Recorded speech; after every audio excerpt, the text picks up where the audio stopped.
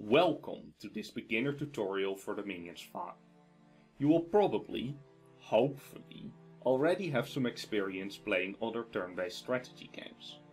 In this video I will demonstrate an example of how to play your first game and give some explanation to the choices I make.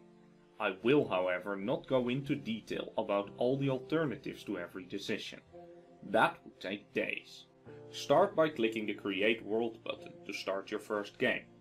Dominions has a map generator, but I don't like the maps it creates. It also comes with 2 custom maps built in. Pick Bidden.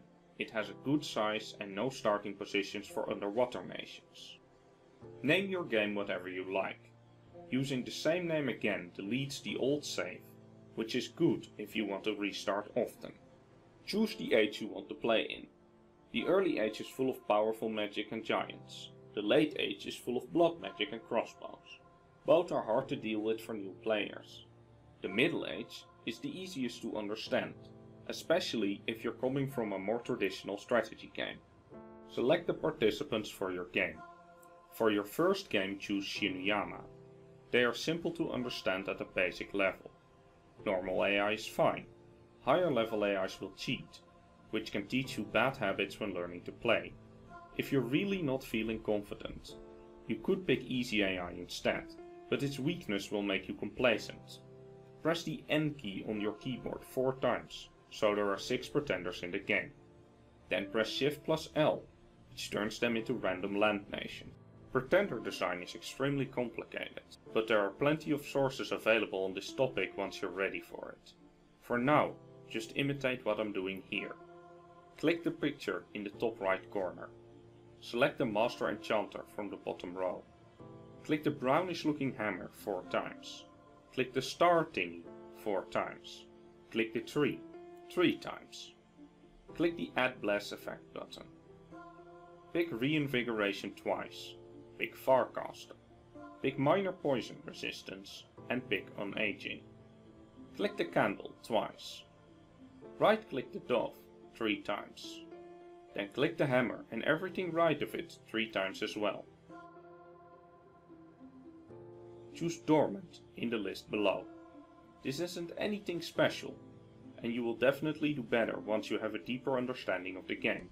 But it works, and lets you try things without being pigeonholed into specific playstyles. Give a funny name to your pretender god. Obscure references to decade-old cartoons are a good example. This is the most important thing to remember when playing Dominions 5. If you learned one thing from this video, this should be it. The game settings are good enough for your first game by default. Just turn on rename commanders. This way you can keep track of them easier and give your commanders funny names as well. Have a coffee while you wait for the game to load. Moments later. More moments later. Then you are greeted with an exposition dump in the form of 2 long text messages. You can read them in your own time. You could win the game by eliminating all opponents, but that is usually not what happens. The map has a number of provinces with a Throne of Ascension in them, each worth an amount of Ascension points. After capturing a province with a Throne of Ascension in it, you will need a commander with a priest level of at least 3, or your pretender god to claim them. Once claimed, thrones can give you bonuses such as better scales, recruitment options and an income of gems and gold. When you have enough ascension points, you win the game. Select the province you control and press the R button. Recruitment is split up in 2 categories, namely commanders and units. Units fight in formation and cannot follow any orders without being assigned to a commander. Commanders can act independently, and most commanders can lead units. Commanders can also follow more complicated orders in battle. Recruitment costs gold, of which you have 1 amount for your entire nation. Gold you do not spend right now is saved for later. You gain gold, mostly, from taxes levied on your provinces. Recruitment also costs resources. These represent the metal, wood, leather, etc. required to equip your units. Resource availability is separate for each province, and they are not stored between turns if you don't use them.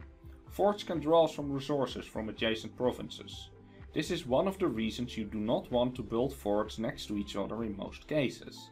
Certain provinces, like mountains and forests, produce more resources than others. Recruitment points represent the amount of skilled recruits available in a province, and like resources they do not carry over to the next turn. Commander points are like recruitment points but for commanders. They only depend on the level of fort you are recruiting from. To give orders to the selected commander, press the spacebar. Movement orders send your commander and any troops they are leading to another province. If the target province has enemies in it, a battle will take place there at the start of the next turn. If the commander and all units in their army have the stealthy trait, you can give the sneak order instead. Sneaking units will not be involved in fights when they arrive, nor do they capture any provinces. Press Ctrl and click to give a normal move order to stealthy army. The patrol order has your commander and their troops patrol the province they're in. Patrolling armies reduce unrest and have a chance of catching enemies sneaking around in your land. Research can, mostly, be done by magi who have the research trait. This way you discover lost magic rituals and spells to use in battle. Scripting is a complicated skill which cannot be fully explained in this video. Press the T key on your keyboard to open the scripting interface. Click on units to select them, then click a commander to assign them to that commander. Click one of the squares to the right to position units on the battlefield. Right-click different formations and commanders to select them. Click the Set Battle Orders text to set orders for your units and commanders. Units take a single order. Commanders can take a script of up to 5 specific orders, and a general order after that. Use common sense to make a script you think will work and experiment with scripting during your game. Nothing in Dominions actually happens until you end your turn. You can end your turn by clicking the End Turn button or by pressing the E key on your keyboard.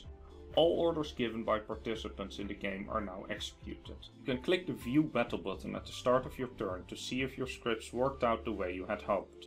Remember, plans never survive contact with the enemy.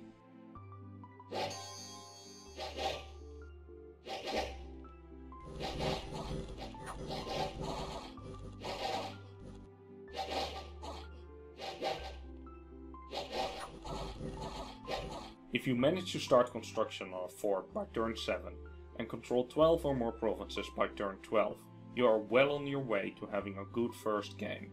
Experiment with all the weird and wonderful things Dominions has to offer, and don't worry too much about doing things efficiently.